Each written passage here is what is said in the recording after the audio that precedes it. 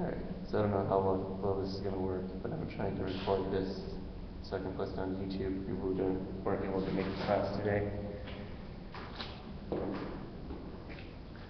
So today we're just going to be doing review, since I know some of the students in the class have been rained in and are currently surrounded by water.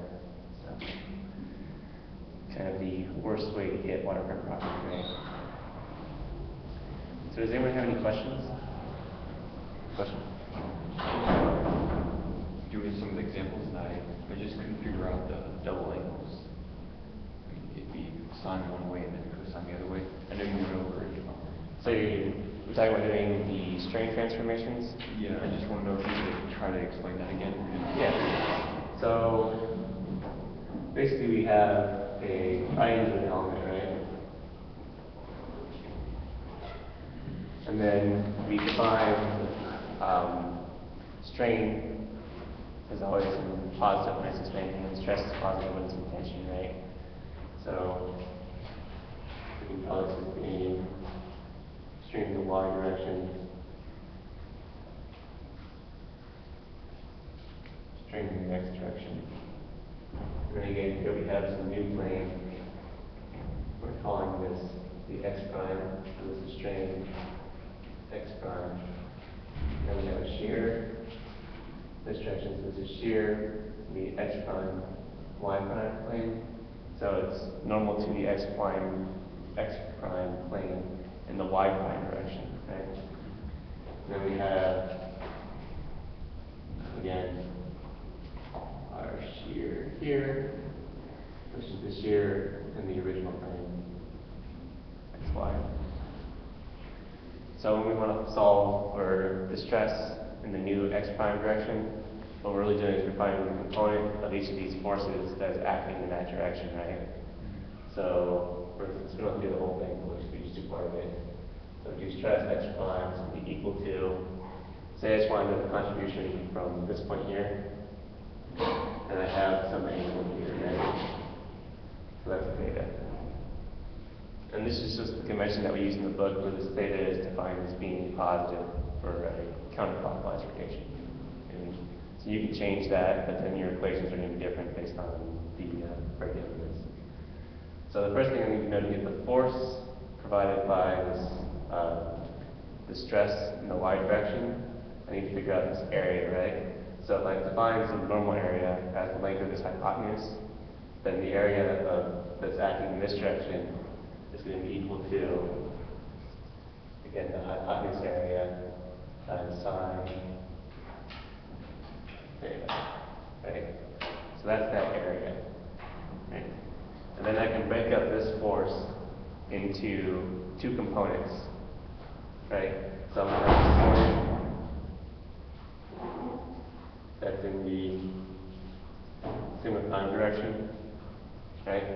And then the component that's really in the y prime direction, but it's also aligned with the stress, or the shear stress, x prime and y prime. Remember when you draw the triangle? It does. So I just need to make sure that this angle here corresponds to this angle here, right? So I could draw the triangle going in this direction like that, but then the describer showed that this angle here is still the same here. So like I don't want to draw, like say this is equal to 30 degrees, I don't want to draw a 60-degree triangle going off this direction, you know what I mean? So it has to break down to the right proportions. Why is that one perpendicular to the stress x prime? Oh, sorry, I got this backwards now. This is actually parallel with the, some call this the y prime direction. Call this the x prime direction. Right? So this is my x prime direction. That's y prime direction.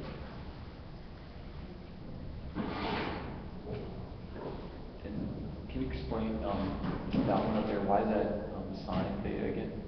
So this portion right here, so this isn't quite done yet. So this is the area portion. And then we're going to multiply that times the force portion. So this portion is going to be this stress y times the direction. So if this here, again, is our theta, then the magnitude of this is going to be equal to the hypotenuse, which is this sigma y, times sine of x again, or sine of the angle again, right? So I'm going to have sine theta. Now since we're doing sum of forces equal to 0, if the forces are acting in opposite directions, then that's going to add to my sigma x prime, right? So every time I have a force going in the opposite direction of sigma x prime, then it's going to be positive in this equation. Or if I'm doing the sum of forces in sigma y prime direction, it's going to be negative, you know what I mean? So if I'm writing it like this, I say the sum of forces is equal to force 1 plus force 2 plus force 3. And I want to solve for force 1, and force 1 is equal to, negative force 2 minus force 3, etc., etc. So again, if I'm doing summation of forces in sigma prime, and then I resolve for the sigma prime again, and I just write this as delta A. Then every time this is going in the opposite direction of this force, then I'm adding it. Every time it's going in the same direction, then I subtract it. So right there, that is negative. Wouldn't that be minus? So this is going in this direction, right? Right. And then my resultant part is going in this direction. So every force I have going in this direction from these components is going to add to sigma x prime. If it's going in the same direction as sigma x prime, it's going to subtract from it. You know what I mean? Because I'm writing this as the force sigma x prime, or sigma x times delta A, is equal to the summation of the areas and the force in the direction of all the components. So you could just solve it all the way and then, like, set it equal to 0, you're just not setting it to 0. Right, I'm not setting it to 0, I'm just solving exactly for sigma prime. And they do, both in the book, they have the long equation, which is this minus this, minus this, minus this, minus this. Then they go and they simplify it into the general equation. So, this is actually a really kind of time-consuming process to go through and do. It's good to do it once or twice to kind of get the idea of it. Then after you get used to that, or if you get familiar with the concept, you're probably going to want to go through and just either use the general equation for the strain transformation, or use like MoS circle. I usually use MoS circle because a lot of times when you're calculating multiple things, the first thing to calculate using MoS circle is about as easy to get as if you were using the general equations. But then when you want to go calculate like sigma y prime or the shear or something like that, you're already halfway there. Because that average and that radius term can transform fairly easily from one to the other. So will we be forced to do it this way on the test? No, you can do it whichever way you're comfortable with on the test. Because I don't like it. Yeah, this is the most time-consuming way to do it. The nice thing about this is that, I don't have to define this as being positive, counterclockwise, or whatever. I can do whichever way.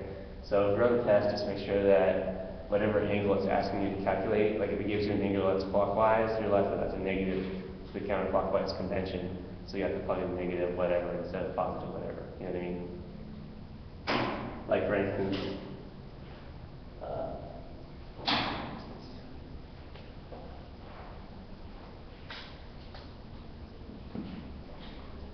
say if I have an element here, x, y, I want to solve for the stress of same clockwise angle here, so call this theta. Then realize that this theta here is going to be negative theta in the general equations for the stress and strain transformations. You know what I mean? Otherwise, it's going to give you a totally different number.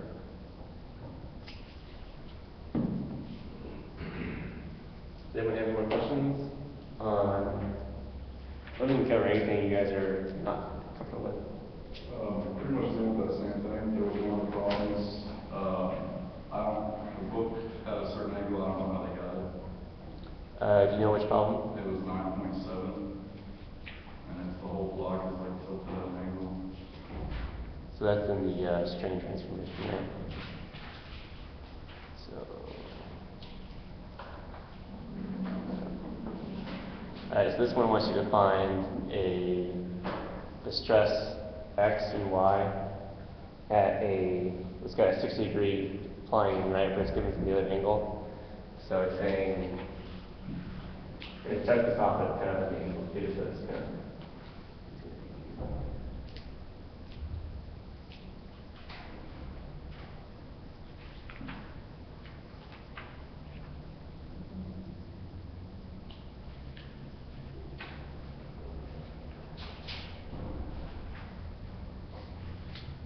I don't care if you do all that stuff, I just don't want to like having the 60 degrees or the 30 degrees.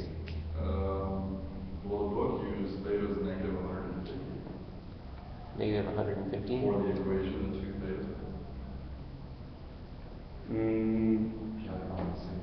The book uses negative 150? Yeah, for like the straightforward equations, where you cosine 2 theta, sine 2 theta. Right. Their theta is a negative 150, and I don't understand that. Yeah, I'm not sure. This is the same, this is 9.7? Yeah. This shows me it has an angle here, Yep. where this is 60 degrees. Yes. Right.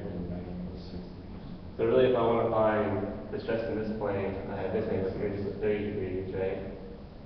So my 2 theta should equal to 60 degrees for this plane here, right? Then if I want to find in the y prime direction, I need to do 30 plus 90. So this is for time. Then if I want to find stress in y prime, it's going to be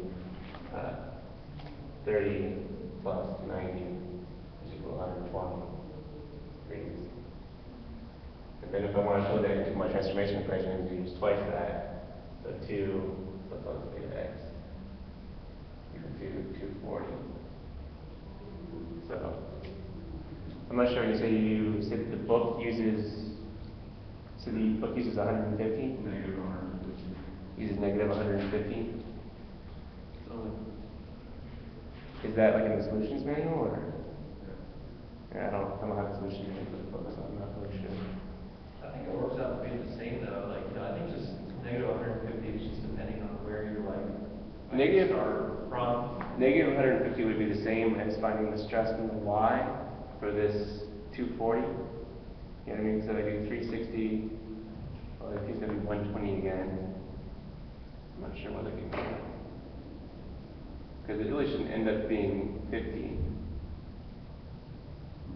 Yeah, so I don't know where they're getting. I'm not sure where they're getting that from. And I don't have the solution. Is that the solution manual for this edition? Yeah. Edition? I don't have. I tried to do it with those angles and it didn't work. So just plug in what they had and it worked. Yeah, I don't know. Like I said, I don't have a solution manual, so I can bring it up on my laptop. I can look at the solution view for mastering and see what they use, but they're just using the same thing in radians. So I did. Okay, so then from the way you're doing it, the general equation for stress in x prime, what is the theta that you're going to use?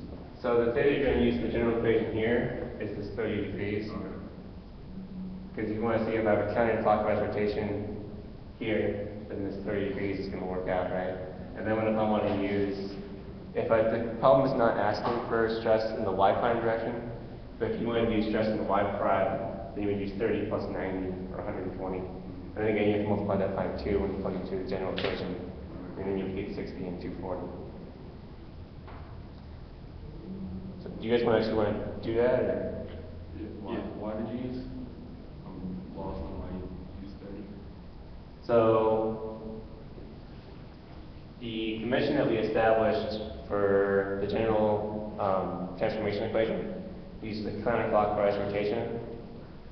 So this 60 degrees would be a clockwise rotation relative to the y prime plane, but it's also equivalent to a 30-degree counterclockwise rotation from the x plane, right? So that's where I get this 30 from, because you've used like the sum of angles equation where all of the angles in a triangle have to equal 180. So this is 90, this is 60, so this is 30.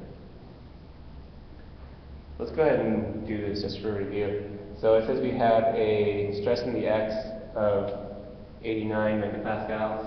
I'm going to make this a little smaller so it can work. So stress X is equal to 89 megapascals. Stress Y is equal to 65 megapascals. And then stress XY is equal to 29 megapascals.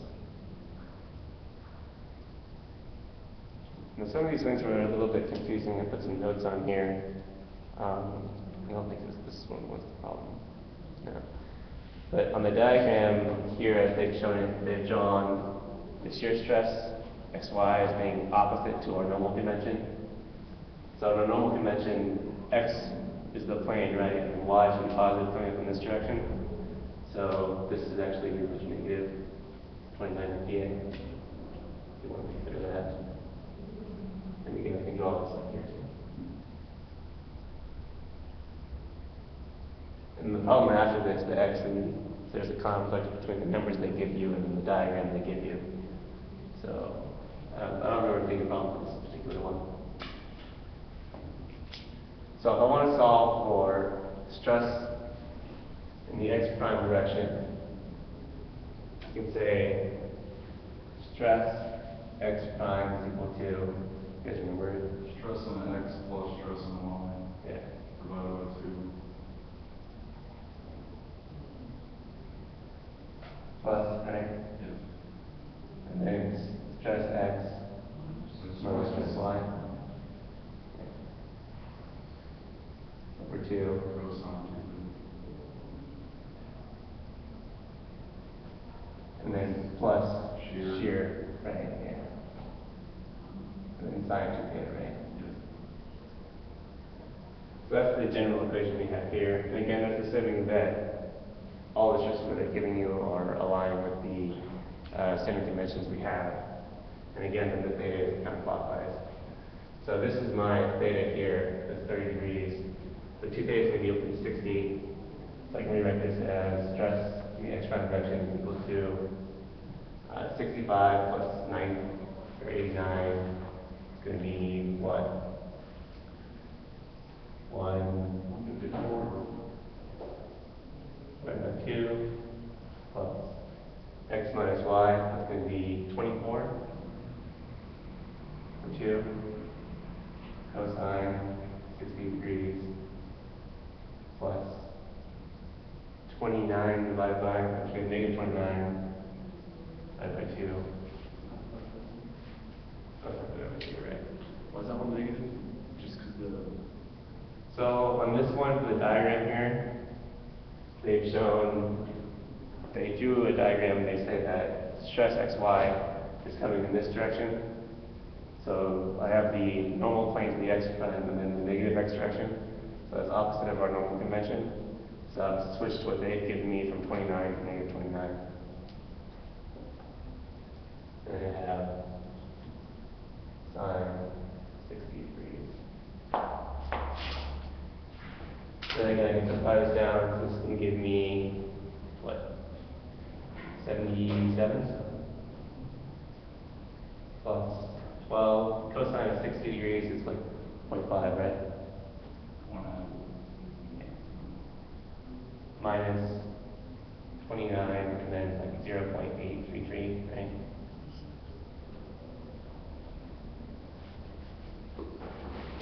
So that should give me 77 plus 6 minus.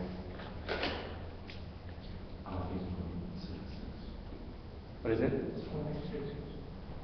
0.866? Oh, sorry.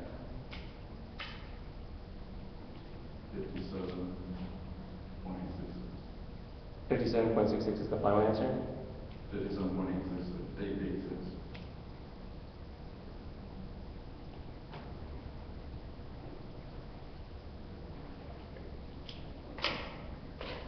So, now what was this point here? They only get just that far. The 29 times 0.866.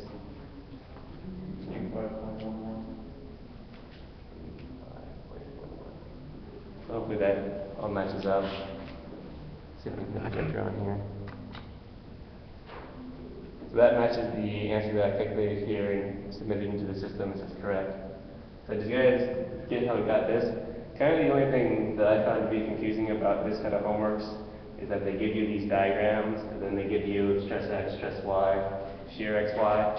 And sometimes you have to go back and look at the diagram and check and see if they've defined something different in the diagram from our standard convention, which I won't do anything to you guys like that on the test. Just because I think it's annoying. So the general equation for the y prime, what would change? Just the theta, or does the whole thing change? For the y prime, so the only thing that changes for the y prime is just you're going to add 90 degrees to the angle. And that would be y. Yeah. And again, if we want to go through, we want to do the same thing for using Moore circle.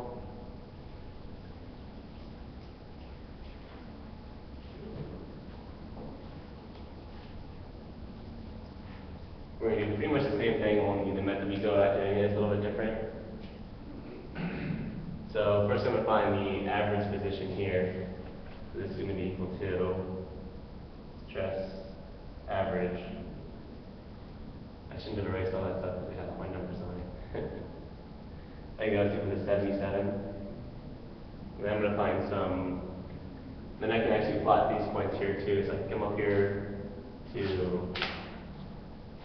to be 89, comma, negative 29.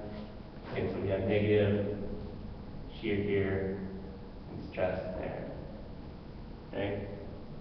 And then if I come back down here, I have the stress in the y, which is going to be 65, comma, 29.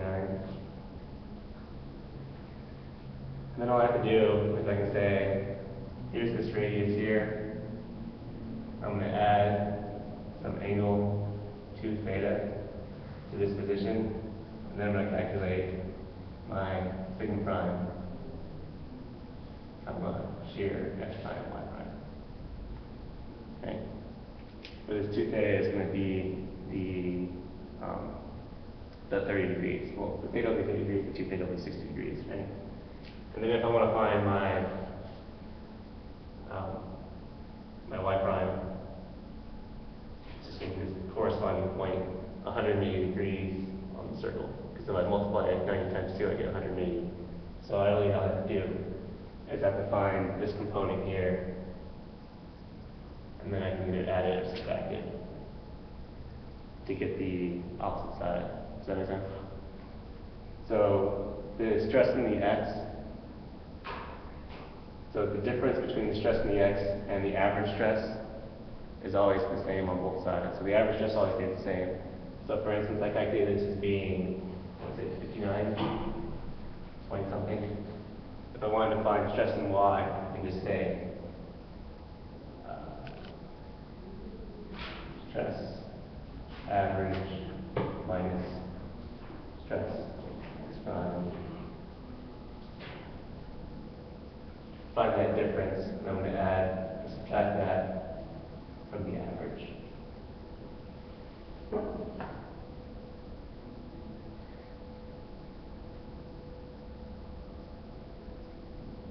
Does that kind of make sense? Looks like you're just taking average minus average, but then it'd be 0. You have average minus parentheses average minus average. Yeah, that would just be x prime. And that should be, well, that would be 2 average. Oh, what am I doing? That must be x prime minus average. Well, maybe writing conversion points isn't a good idea. Basically, I have this distance right here, right? So this is the stress x prime. And if I find the difference between this x prime and the average stress, and the opposite side of that, and again, it's not always going to be plus or minus, it depends on what this side is. It's going to be my stress in the y. So basically, the stress in x and the stress in y are always an equal distance from the average stress, which makes sense, right? Because the average is just the average of the two.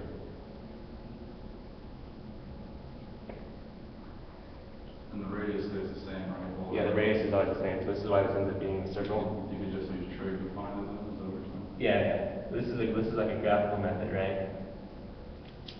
So I can always just use whatever this angle is here. This is alpha. And I figured alpha. Right? Then I can use cosine of that to figure out what the stress is at that point, and then sine of that to figure out whatever the shear stress is at that point. Where did 77 come from? 77 was the average from this problem before. Okay, we brought it up. Yeah. Just to give me a point. Yeah. And so, and also the radius here is also going to be equal to the maximum shear stress. So it gives you that fairly easily too. So you can find a couple of things from this fairly simply. And again, the maximum stress is going to be the physical stress here, minimum stress is going to be here. And that just is R average plus R. So again, I can find the transformation between one plane to any other plane, and principal stresses and the maximum shear stress fairly quickly using the MoS circle. So you started out with the 89 comma negative 29. Right. And then your average, which is on the shear x-axis. Right. So the 30-degree angle that's in the problem, is that the alpha or is that the theta? No, this is theta here. So what I'm going to do here when I'm solving this,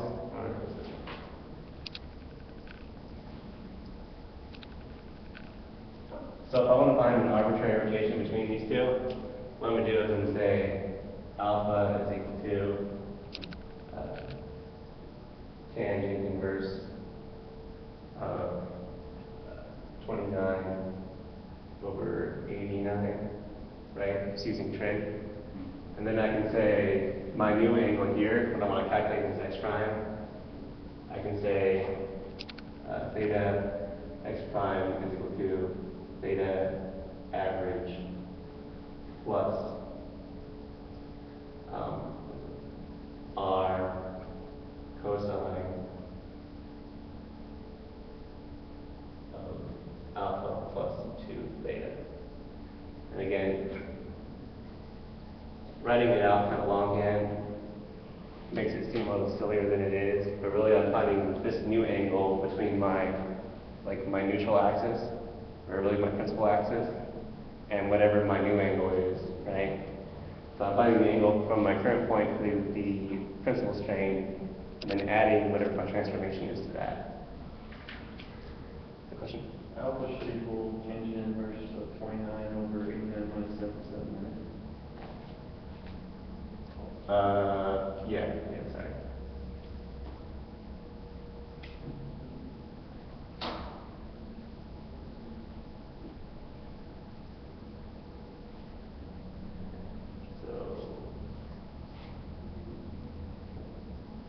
And actually this denominator portion is really just equal to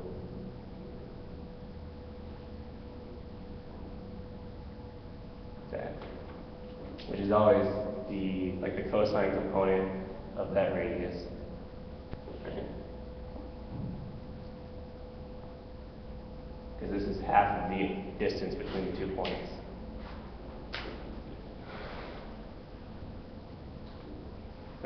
I'm having a really hard time getting the sine straight on Q. And I looked in the book and it just confused me from that. Can you go over the sine convention? So, just the sine convention for the state of stress, or for using the calculations here? Well,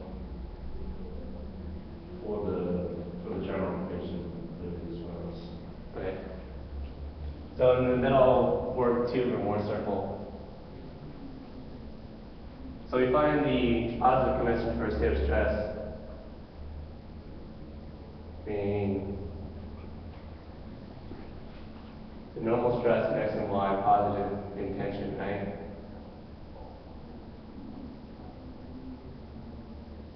So pointing outwards from the section, not in a particular direction. Right, because the sum of forces always has to be equal to 0, right?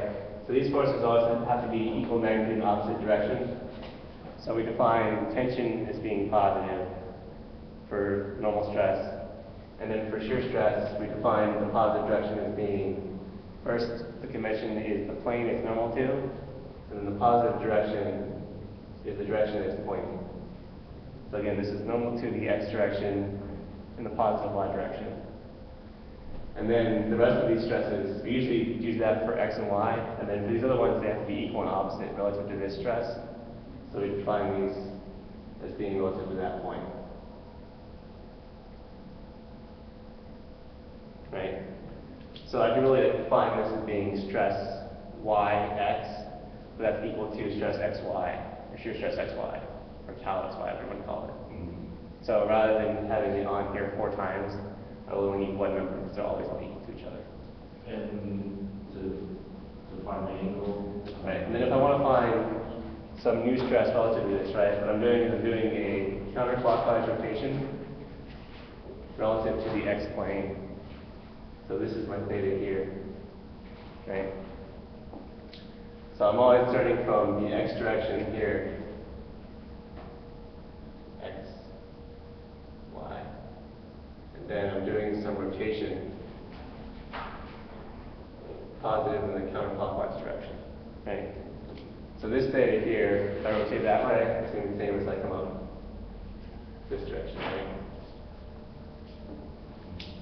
So counterclockwise relative to the x-axis is going to be my new x prime.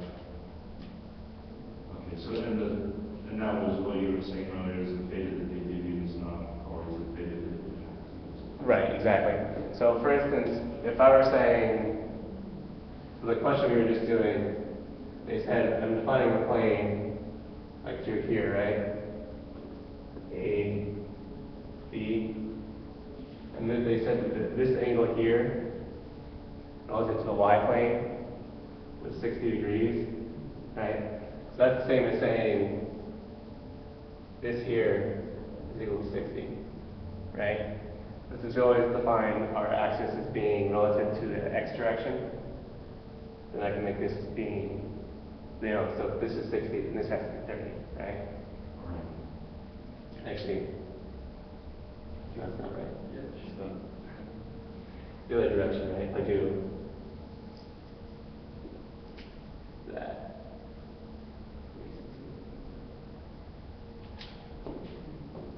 Okay. And that's just because this is always calculating, saying that we're finding the stress in the x prime as opposed to y prime, something else, you know what I mean?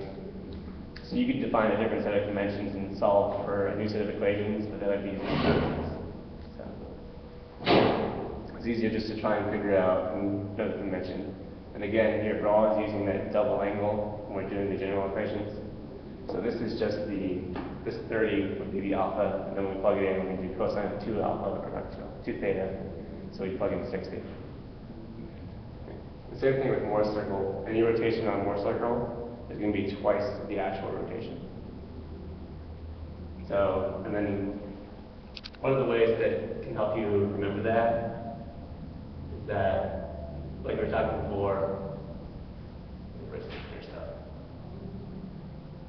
that if I have some stress here, this is stress in the x, some tau, x, y.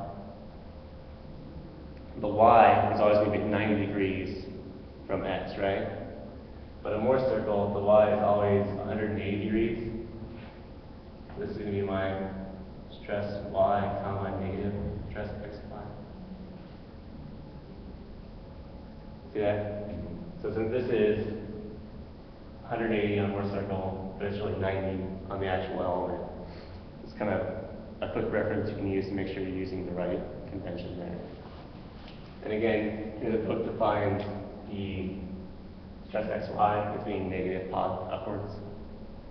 So, and that preserves the convention of direction. So positive is counterclockwise on Morse circle as well as on the element. If you define the shear stress being negative upwards, then it changes direction. But you guys probably should just ignore that caveat, because you don't want to get confused in which is up, which down. Just always use upwards being negative shear stress, and then the direction is the same on both the element and the Morse circle. That make sense? Does anyone else have any conceptual type questions or Good on that. What about problems? You guys want to see? Can you just do arm circle? I can do any problem. One from each chapter. One from each chapter? We can do that. Well, we're going to have time to do one from each chapter, but. I have a problem, but it's really long, so I don't think I'm doing it. What can we do, one part of it, maybe? The biggest issue I have is a sign convention problem, actually. Which problem is it? That was 859. And there was an IV, and I had two words pushing down. Did anyone else have a problem with that one? Yeah, that's what I was mentioning. The problem's really long, but the biggest issue I think I have is the sign convention. So this one actually is not too bad. The only thing that makes it kind of difficult is you have to calculate I twice, right?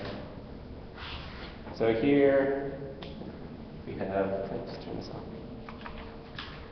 So we have an IV, right? Looks kind of like this. And then there's a stress applied to like a platform here, This one's equal to P, this is equal to 2P, right?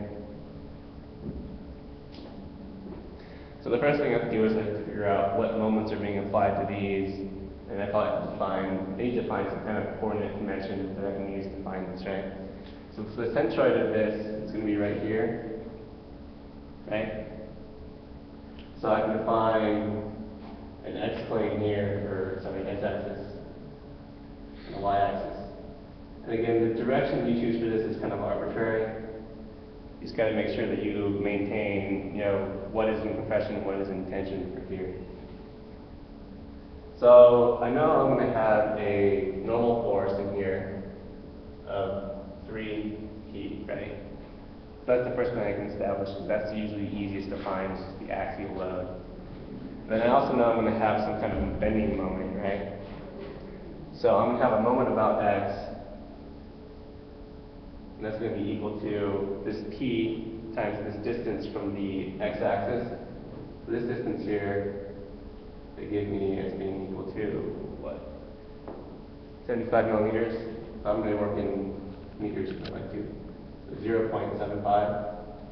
So this moment is going to be equal to. Shouldn't it be 0.075 plus half 0.015? Is that what they define it? It's kind of hard to read on there, isn't it? Yeah, it looks like it should be. It's not. Okay, so the thickness is 15. Yeah. So they're actually giving me this distance here, and then I have a thickness which is equal to 0.015.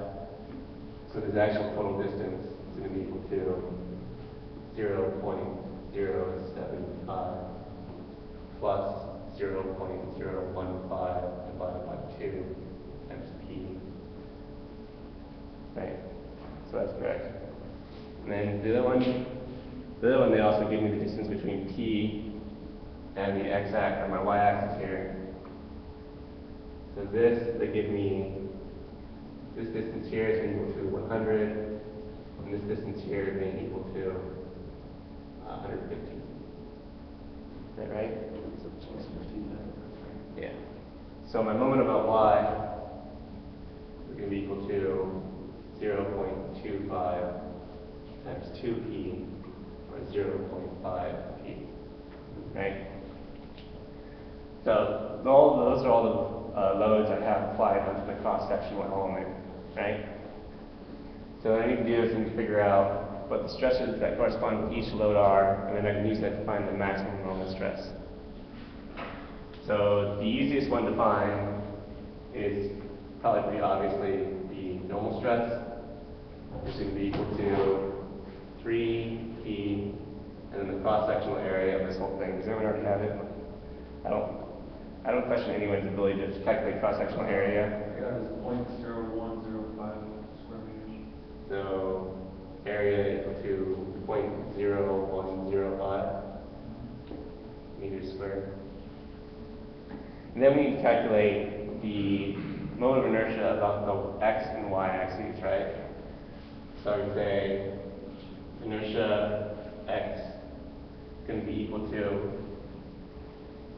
So the inertia about the x-axis here, or sorry, the moment inertia relative to the x-axis is going to be what? It's going to be equal to this box plus this box plus this box, or the whole box minus the center box. And all those have their neutral axis lying on the x-axis. All those divisions I do. So I can use whichever one I want. So it looks like here, I'll go ahead and use this whole box. So it's going to have a base of 2 times 150, so 0.3 times this whole height here. The width of this flange is 100 in both directions here. So this, I'm running out of space to draw stuff. So this distance here is 200 millimeters, or 0.2 meters.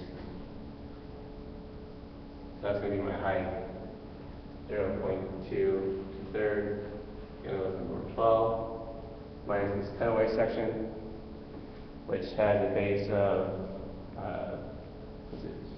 Yeah, 270.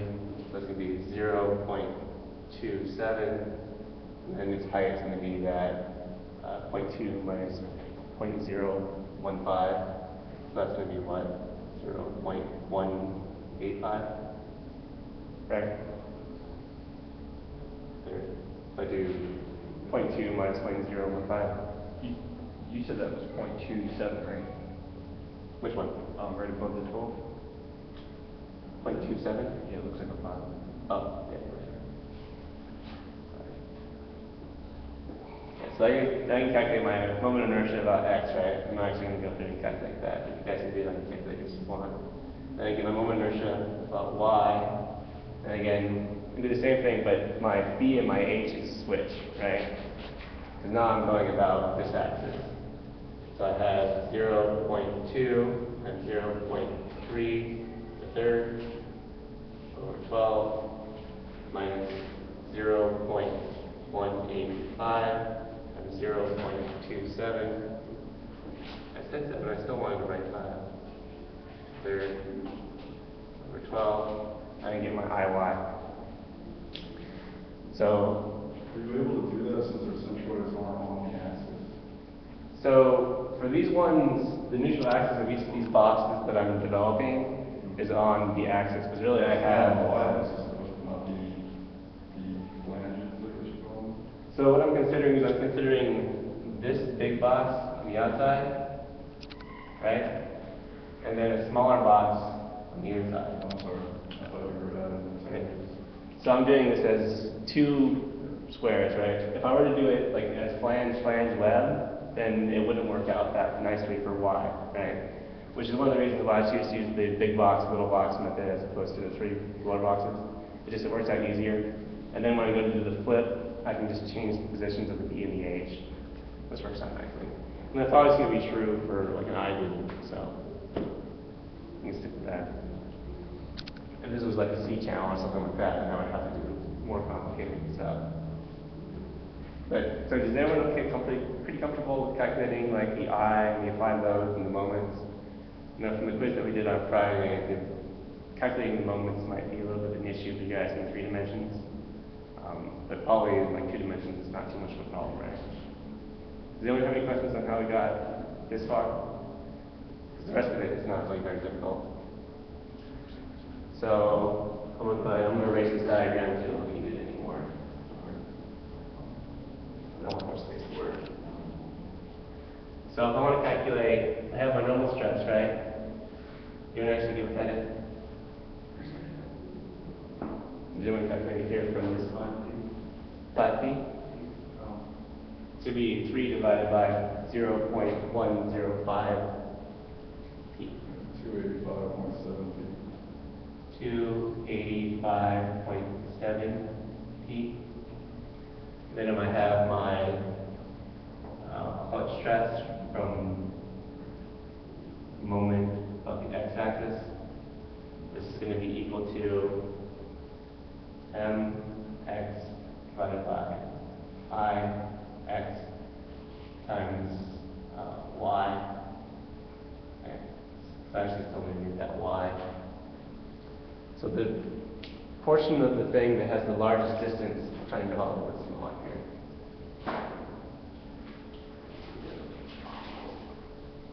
push it all flat.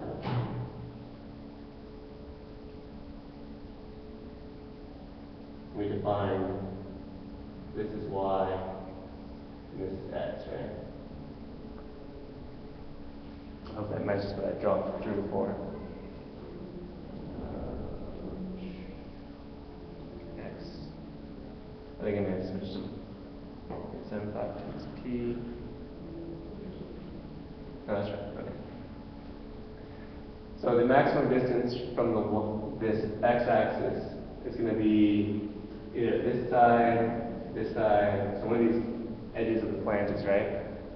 And the width of that flange is the y prime, or that y is going to be 100 millimeters, or 0.1. I calculated my mx as being what? What's the 0.075 plus 0.015 divided by 2?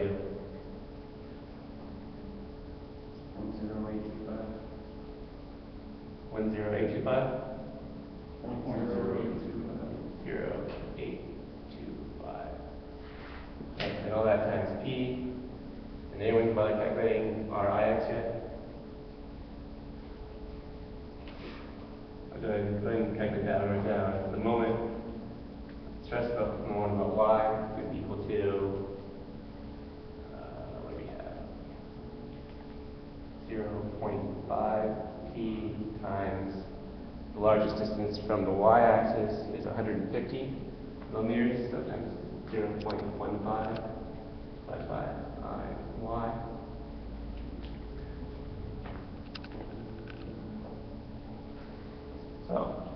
So I can calculate the stresses from each of these components, right? And then the portion that has the highest stress is going to be fairly obviously what? Well, it's going to be they're not even asking for the location of it at this point, so I can figure the maximum is going to be the one that has all of them in the same direction.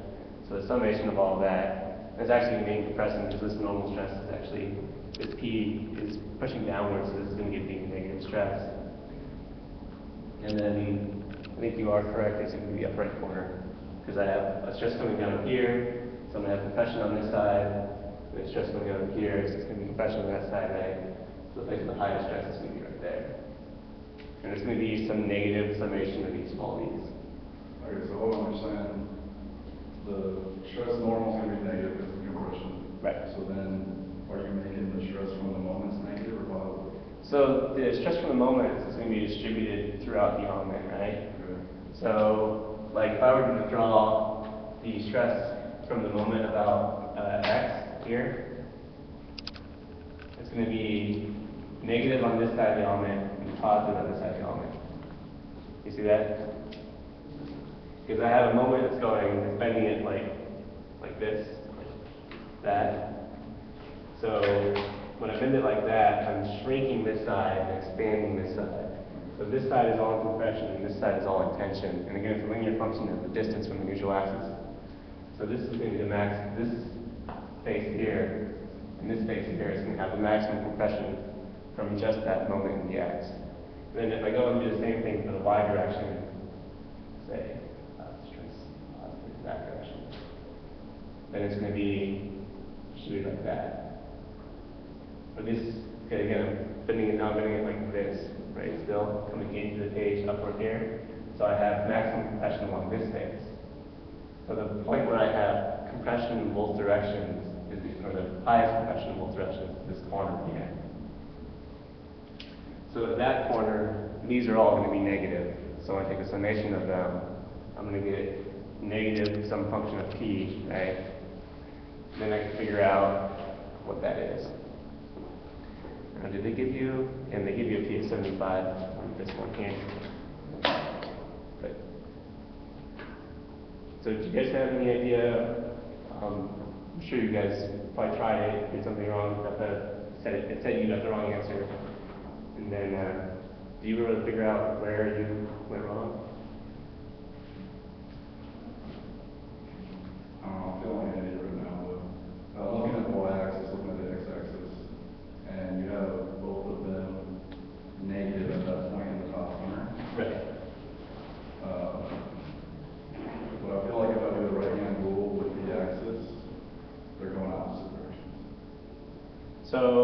doing the right hand rule here, then I have moment going in this direction, right? So going down into the board. Yeah, so it's going to be pushing down into the board on this side, and then coming out of the board on this side. And if I do right hand rule on here, then I'm pushing down to the board on this side from this side. So really my moment here would be negative, so I would switch it. You know what I mean? So one's coming into the board, one's coming out of the board at that point. So why would one be positive, one be negative? Well, no, that's just a positive dimension for this. So I would have a negative moment. And so when I plug negative m into like this equation here, then we go through. But you know, the y can also be negative. So I can have a positive moment and then a negative direction. So that can get kind of confusing, keeping track of what's positive and what's negative. And again, for you guys it might be different, but for me it's easier to keep track of qualitatively what's happening in this plane relative to my applied loads. You know what I mean? Because I can say, okay, since I know that the load is being applied over here, the moment's going like this, so this side's going to be compression. So when I calculate my maximum stress, it's just going to be in compression up here and in tension down here. You know, the other way to do it is to say, okay, this is positive, it's in the positive x direction. Or sorry, this is a negative moment and it's in the positive x direction, so my moment's going to be negative. Or, you know, vice versa, if I was going in the positive x direction and it was negative, it would be the opposite way. Does that make sense? Yeah, I think looking at it from the forces making the compression. Yeah. That's the way to put it. Yeah, and again, you know, we touched that before, if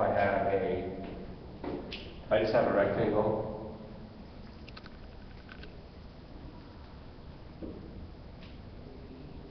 right? And if I apply a compressive force to this element, then to this part here, like this quadrant, these are the neutral axes, and the highest stress is always going to be here, and it's going to be in compression, right? So the highest stress is always going to occur at the point that is closest, or sorry, the corner that's closest to the applied load. Does that make sense? Yeah.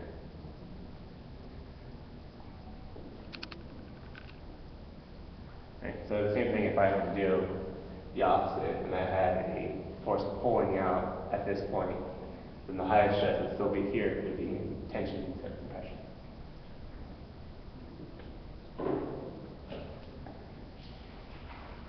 Okay. Does anyone else have any other problems like to do? It doesn't take too long.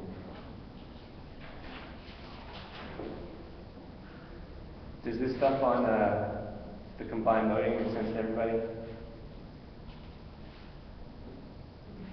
I mean, usually the hardest thing here is correctly calculating each of the individual loads.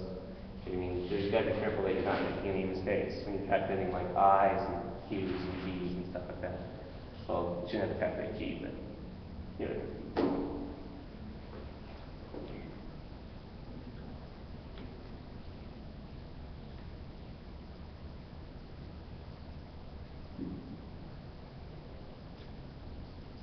Anyone else have a problem that they can do? Anything we've covered so far? I just got one more conceptual question on that problem. All right. There wasn't a load or a moment in the z-axis, but if there was, that wouldn't cause a stress, right? That would cause a shear, or a... So if I define, like again, so I'm not being here. I just erased this, I'm not sure. I think we define this as being y, this is being x.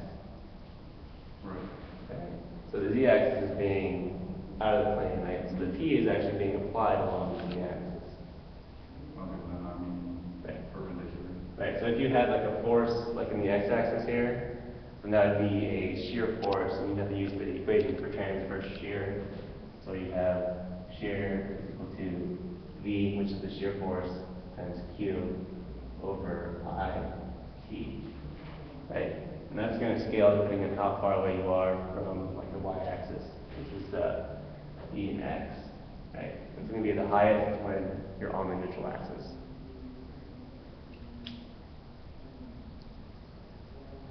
So then, before we were calculating the normal stresses, right? So this wouldn't add to the normal stresses, it'd be separate from. And then if you wanted to, you could use that shear stress and the normal stress and the stress transformations to figure out what the actual maximum stress is in the element. You know what I mean? Using the principal stress method. I'm actually going to talk about this on Wednesday, assuming the hurricane passes through. Failure theories and primarily the maximum shear stress theory, which is like one of the most conservative theories. It's the only one I'm going to expect you guys to remember for like fit tests and stuff. And basically states that as long as the stress does not exceed the maximum stress, you're not.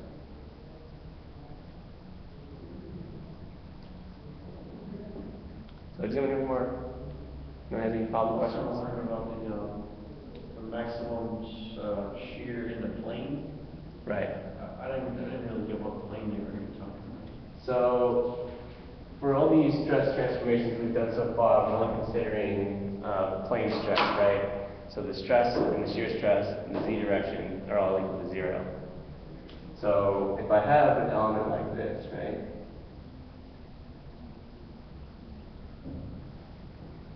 And say that the normal stresses here are all equal to 20 megapascals.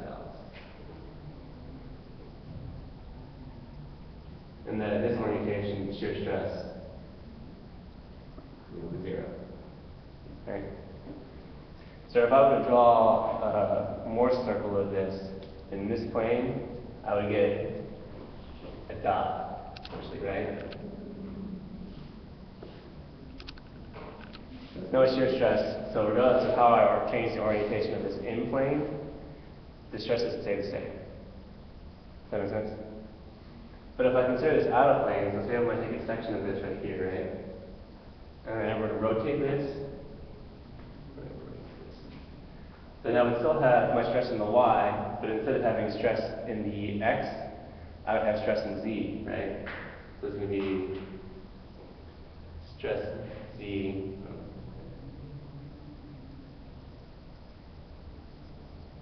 like 20 megapascals.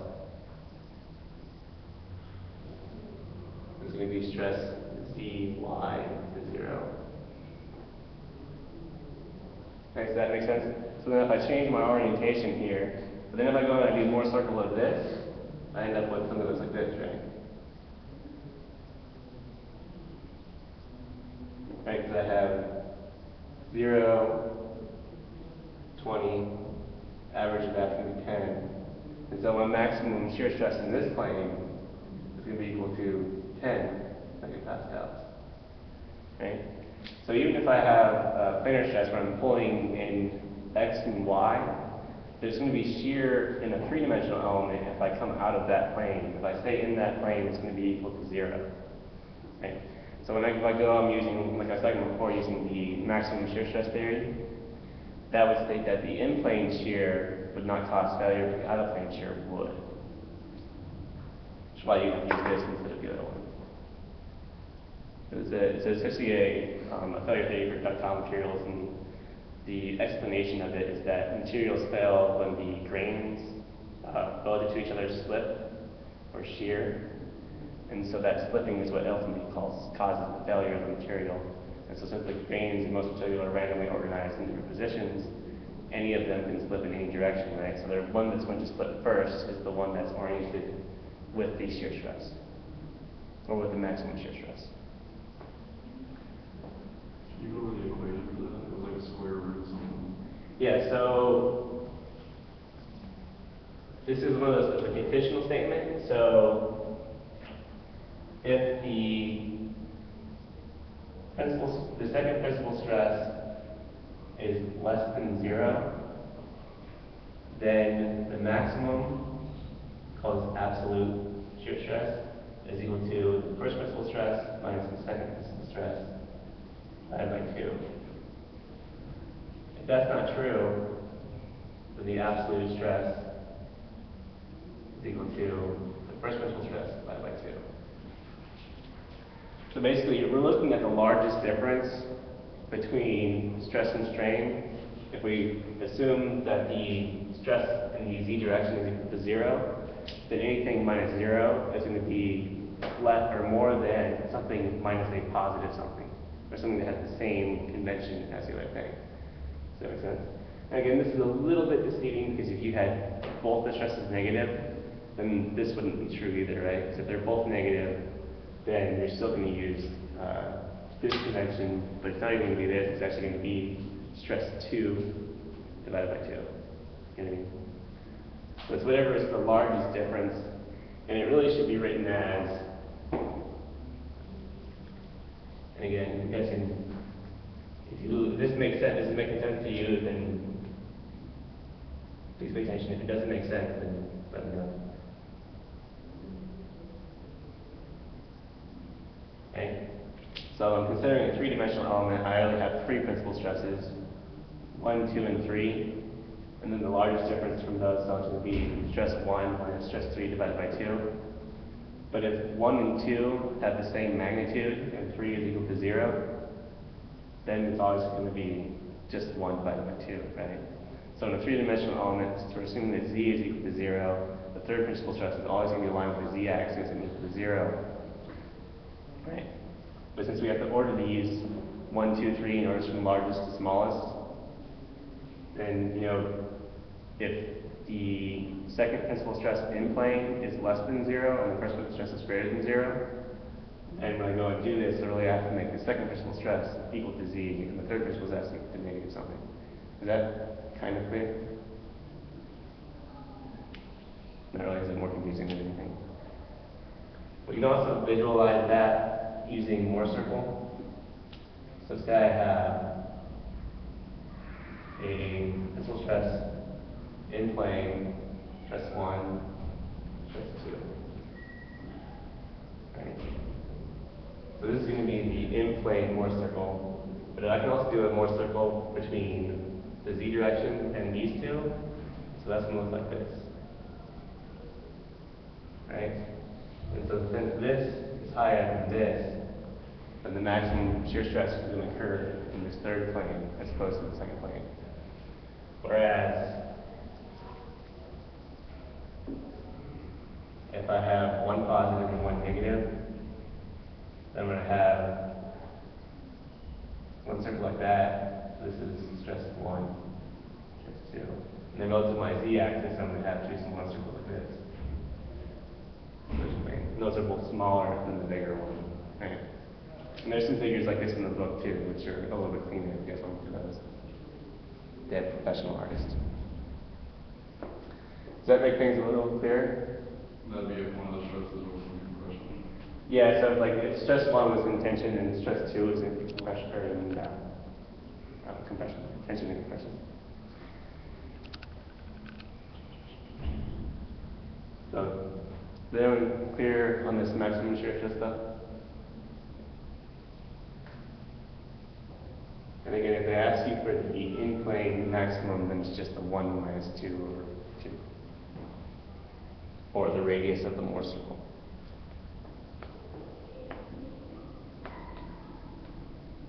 Do you have any questions you want to do?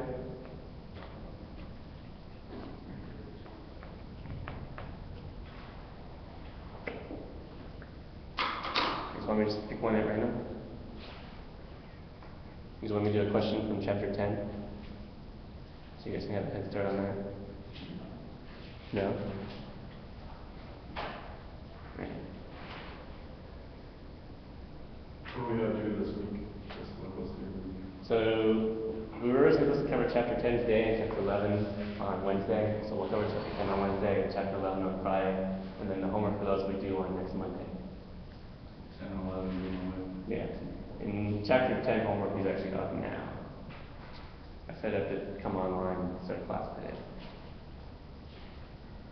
So. You guys don't want to do a question from chapter 10? I thought you guys would get all over that.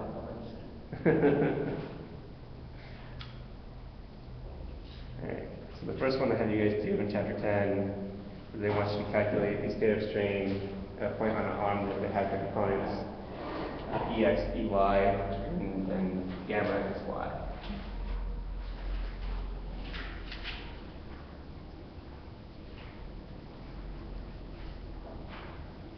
So the strain components or the transformation for strain, is pretty similar to the transformation for stress. So if I have an element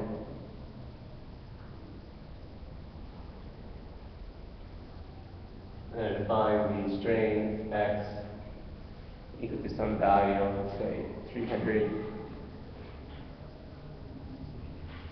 maybe 300 microns. So this is just means 10 to the negative 6.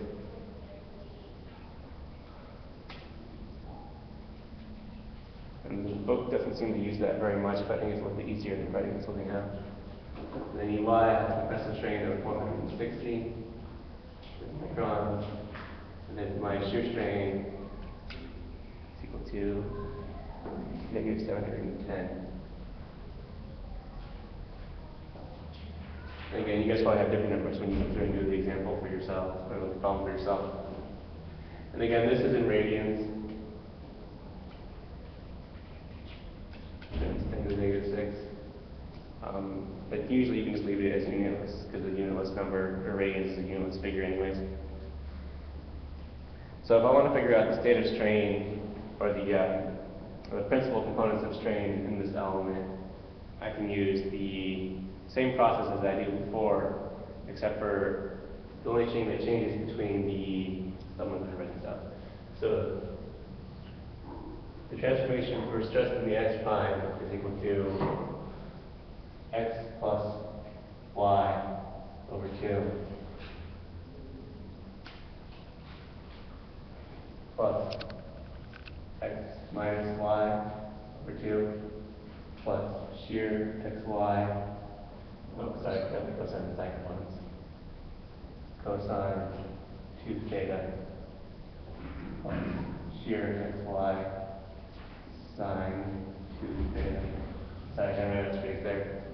But the transformation for strain is pretty much the same thing. So remember, if my shear was strain, or my stress was strain,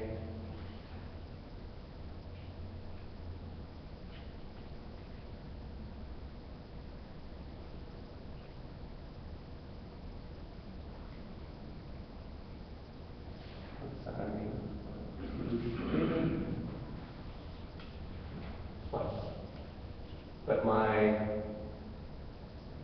shear stress, actually my shear strain, is going to be half the transformation. And then we'll get into why that is on Wednesday, but it has to do with the angle transformation and the derivation of this. But you just remember that if you're working in strain, then the shear component is half the strain when you're doing the transformation. And then when you go through and calculate the actual shear strain, you transform it again. So I can also use MoS circle on this, except for instead of having stress, I'm going to have negative half of the strain in the y direction and normal strain in the x direction. Does that make sense? So since these equations end up being pretty much the same equation, I can use the same set of rules for both of these. So my principal my principal strain is going to be equal to summation of this, so I'm going to get negative 160 over 2 plus the square root, again, so this is going to be the average point. Then I need to find the radius.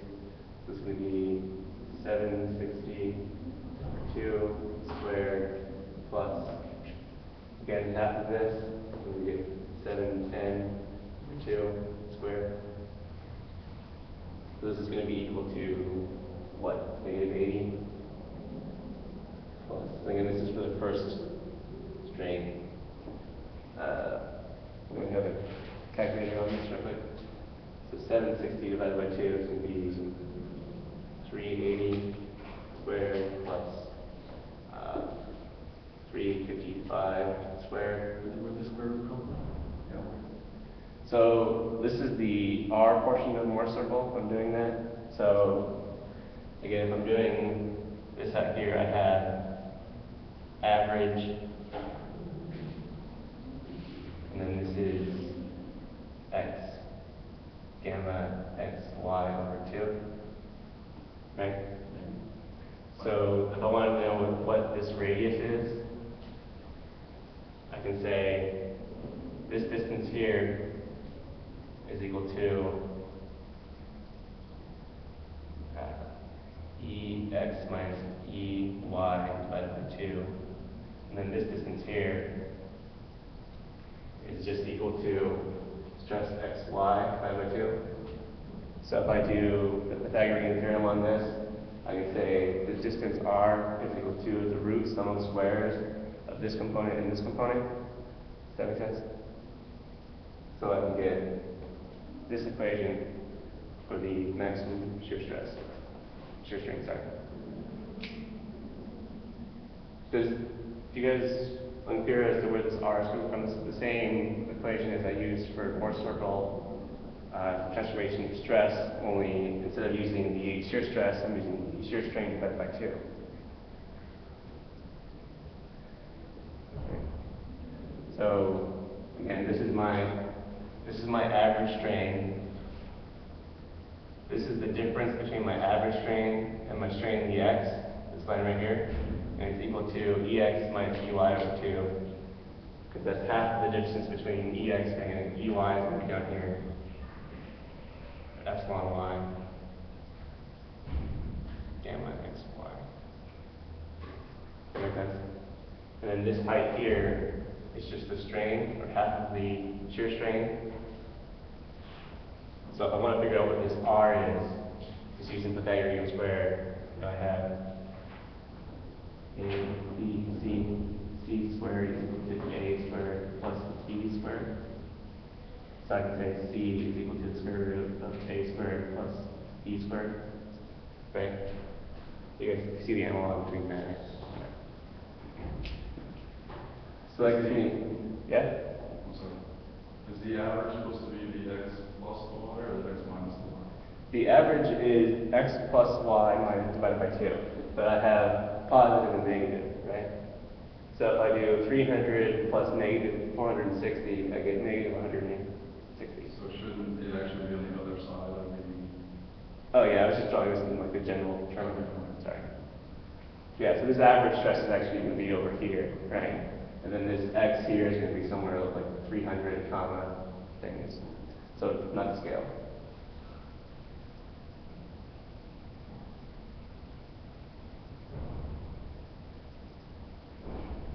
Sorry. Yeah, but sorry if that was confusing. I should have drawn the actual numbers out there. So, can anyone plug this in real quick and see what we get? 520.02. I'm just going to leave it at 520. Be more than the significant figures. So my stress, my first principal stress is going to be equal to 520 minus 80, which is 440, right? And then my second principal stress is just going to be negative 80 minus 520.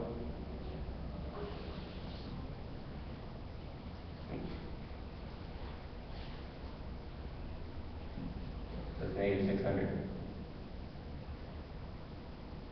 So you guys understand where I'm coming from with that? So again, here, I'm using my not to scale Mohr circle diagram. If I draw the circle all the way around, the higher one is always my first principal strain. I'm going to like the same stress. Okay, so it's the average plus the radius. And then my second principal strain is going to be the average minus the radius. So I have the average here, and I have the radius. So the first thing I do is I add it, and I get the first principal stress, and the second thing I do is I subtract it, I get the second principal stress. And for the problems in the homework, it likes to ask you to calculate like the principal stresses, and then later on it'll ask you what's the average stress. So by the time you've actually calculated, these principal stresses, you actually have the answers for the rest of the questions, so you can just type them in, which is nice. So you actually have the average, you have the maximum shear, actually this is half of the shear strain, right? So we have strain divided by 2. So for this one, maximum shear strain is equal to 2R, which is equal to 140. Again, those are using numbers I've been given. When you guys go and do this yourselves, you can get different numbers, so don't just plug these in. You guys, does it make sense where I got that maximum shear strain? Since on this diagram we have this as being strain divided by 2. And again, on Wednesday we'll have time to go over the derivation of that. Although, kind of like the derivation for the stress transformations, using the formulas from the derivation takes much longer than using the simplified versions of those formulas. So probably after you do it once or twice, you're not going to do it again. So what this is saying is, in the X direction and in the Y direction, with that much strain, Right. that element at the maximum point is going to experience 440 microns of strain. So yeah, the maximum positive strain you're going to have from any orientation is going to be 440 microns, and then the maximum compressive strain you're going to have is going to be 600 microns, and the maximum shear strain you're going to have is 1,040 microns.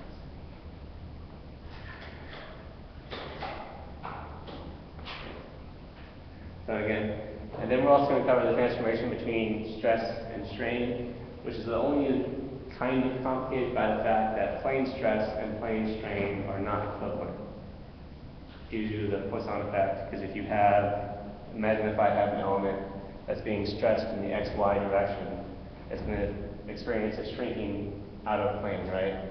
So if I take a sheet of something and I stretch it in all directions, the sheet gets thinner.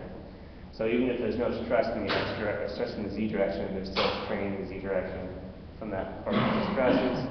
And then the same thing for the plane thing, if I have it stretching in the X and the Y direction, then there has to be some kind of force in Z to prevent it from contracting in that direction as well. So they don't go back and forth cleanly between the two, but getting from one to the other is fairly simple, because you can usually assume that Z is equal to 0 from the one plane. Or you can assume that you just don't care what it is in the Z, you're only interested in stresses in X and Y, which is common. It's usually a better assumption to assume that you have plane strain as opposed to plane stress. Just because, again, you don't know what that force is in that Z direction, and it's usually fairly hard to measure, like if you have some number, what the strain is, and the dimension going through the object. So again, you've already mentioned you have like the wing of an airplane or something like that. It's really a sheet covered onto a frame. If you want to measure the strain along the plane of the sheet, it's fairly easy, but measuring the change in direction of the thickness of the sheet is difficult. We'll talk about strain gauges too. So, strain gauges, have any of you guys worked with strain gauges yet? Have you had McLab or? So, it's kind of an interesting effect that we use strain to measure strain. And then fairly little in context. So a strain gauge is really just a metal wire or some kind of conductive element. So I'll have a wire that essentially looks like that has a lot of length in one direction, right? Not a lot of length in the other direction. Obviously it's going to be more ordered than I've shown you here. So that way, when it gets longer or shorter in this direction, the total length of all this wire is changing, right? So if I stretch this out, then each one of these things is going to get longer by some unit distance, depending on how far I stretch the whole thing. So the total length of the wire is going to get longer, and then because of the Poisson effect, the width of all these wires is also going to get smaller. So a thinner, longer wire has a higher resistance than a shorter, fatter wire, right? So by measuring the change in resistance of this coil, essentially, I can figure out what the strain in one direction is. And if I use a couple of them in different directions, and I get the strain in multiple directions, then I can use that to figure out what the state of strain of the element is. Once I know what the state of strain in the element, I can find out what the stresses are, and I can predict when that element is going to fail, or when that body is going to fail. Then I can also do some inferring. So if I infer that I have a certain state of stress at one point in the body, I can figure out what the applied loads are and what the stress is in other points of the body. Which, again, it'll see in chapter 10. Right? When we have a few more minutes at the end of class, you guys are all here of your own free will anyway, so if you guys have more questions, I'll answer them. If not, I'll see you guys on Wednesday.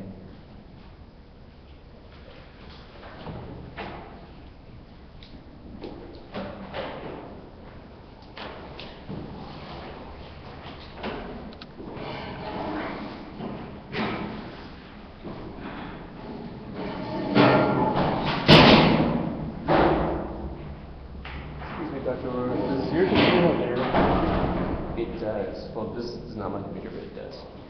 So if I email you my PowerPoint, it has videos on it, I can get it off from this computer and play videos. Theoretically, as long as they're embedded into it. Yeah, they're embedded. They're using like